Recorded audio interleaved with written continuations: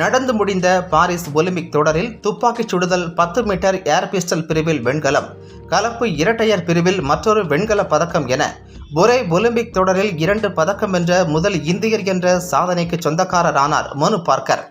இதன் மூலம் இந்தியாவின் பட்டி தொட்டி எங்கும் மனு பார்க்கர் பிரபலமடைந்துள்ளார். பார்க்கருக்கு கோடிகளை கொட்டிக் கொடுத்து விளம்பர படங்களில் நடிக்க வைக்க விளம்பர நிறுவனங்கள் போட்டி போடுகின்றனர்.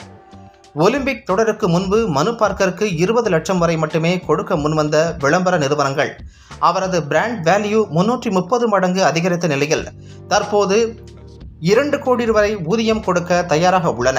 இதனிடையே இந்தியாவின் பல்வேறு நட்சத்திரங்களை சந்தித்து வரும் மனு பார்க்கர் பல்வேறு மாநிலங்களுக்கு பயணித்து சிறுவர்கள் மற்றும் இளைஞர்களுக்கு ஊக்கமளிக்கும் வகையில் பேசி வருகிறார்.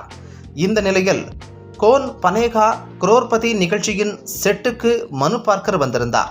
அப்போது பாரம்பரிய சேலை அணிந்து வந்திருந்தது அனைவரையும் கவர்ந்தது. வழக்கமாக மாடர்ன் உடை அல்லது ஸ்போர்ட்ஸ் உடை அணிந்தான் மனு பார்க்கர் நிகழ்ச்சிகளில் பங்கேற்பார் என்பது குறிப்பிடத்தக்கது. மனு பார்க்கர் கட்டியிருந்த சேலையின் மதிப்பு 58,000 ரூபாய் என்றும் சொல்லப்படுகிறது.